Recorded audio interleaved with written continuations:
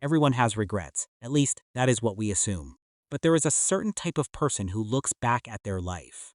The failures, the wrong turns, the relationships that fell apart, the chances they did not take, and genuinely feels nothing close to regret. Not forced peace, not fake positivity. Just a quiet kind of acceptance that most people cannot access no matter how hard they try. And when you meet someone like this, your first instinct is to admire them. Your second instinct, if you are honest, is to wonder if something is missing in them. Because here is what psychology has quietly discovered. People who have no regrets are not all the same. Some of them have figured out something genuinely rare about how the human mind works. And some of them have simply found a way to never fully feel anything that hurts. Today, we are going to look at both.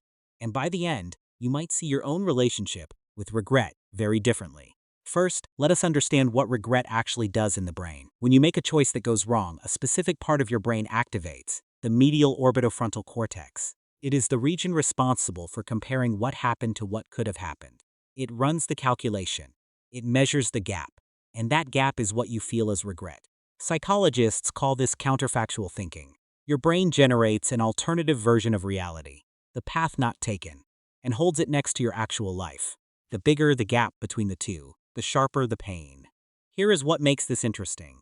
That pain is not pointless. Research published in the journal Cognition and Emotion found that regret is one of the most powerful drivers of behavioral change. It motivates people to make different decisions, to repair what they broke, to grow in directions they would not have chosen on their own. Regret, used correctly, is a precision tool. It tells you something true about what you value, something you might not have known until you lost it. So the real question is not how to eliminate regret.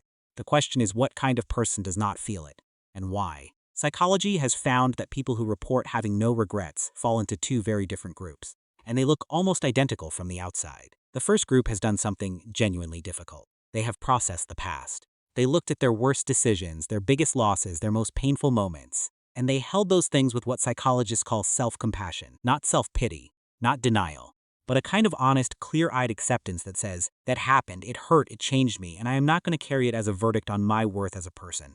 Research from Duke University showed that when people approached their regretful experiences with self-compassion, something specific happened in how they processed the memory. They were more likely to acknowledge what went wrong, more likely to take responsibility, and paradoxically, more likely to grow from it than people who were harsh on themselves. This is counterintuitive. You would expect the person who beats themselves up the most to learn the most. But that is not what the research shows. The brain under self-criticism becomes defensive. It protects its ego rather than examining its choices. The brain under self-compassion becomes open. It can actually look at what happened without flinching away. These are the people who genuinely have no regrets. Not because nothing went wrong, but because they processed what went wrong well enough that it lost its grip on them. But then there is the second group, and this one is much harder to talk about honestly. There are people who appear to have no regrets because they have developed a very sophisticated system for never fully feeling the things that would produce regret in the first place. Psychologists call this experiential avoidance, an unconscious pattern where the mind redirects attention away from painful emotional experiences before they can fully register. It is not lying. It is not even conscious. It is a protection mechanism that the nervous system builds over time, usually starting in childhood, when feeling certain emotions was simply too unsafe. And from the outside, this person looks fine, more than fine. They move forward quickly. They do not dwell. They say things like, everything happens for a reason, or I just do not believe in looking backward. And people around them often admire this quality. Call it resilience. Call it strength. But underneath, what is actually happening is quieter and sadder than that. Important emotional information. Information that was supposed to help them make better choices, form deeper relationships, understand themselves more clearly, is being filtered out before it can reach them. The regret never forms, not because it was processed, but because it was blocked. These people often find, much later in life, that something feels hollow, that their relationships stay surface level no matter how long they last, that they keep making the same kinds of choices without understanding why. Because the feedback loop that regret provides, that precise painful signal that tells you something matters to you, was never given a chance to operate. If this kind of content makes you think about yourself differently, consider subscribing to this channel. There is a lot more psychology like this coming, and it genuinely helps to have you here. It takes 2 seconds. Here is where it gets personal, And I want you to sit with this question for a moment. When you say you have no regrets, or when you hear someone else say it, which group does it come from? Because the difference between the two is not visible in the statement itself. It is visible in what happens underneath. The person who processed their pain can still describe it clearly. They remember what happened. They know why it hurt. They can tell you exactly what they would do differently, and they can say that without collapsing into the emotion of it. The memory is there. The charge around it is gone. The person who blocked their pain often cannot quite remember the details of the most difficult things. The narrative is smooth and clean in a way that real life rarely is. There are no rough edges because the rough edges were sanded down before they could be examined. One version of no regrets is freedom. The other is distance. And the frightening thing is that both can feel the same from the inside, at least for a while. There is a third type of person worth mentioning. And this one might be the most important. These are people who do have regrets. Real ones, painful ones. The kind that surface at 2 in the morning and do not go away easily. But they have developed something specific in how they carry them.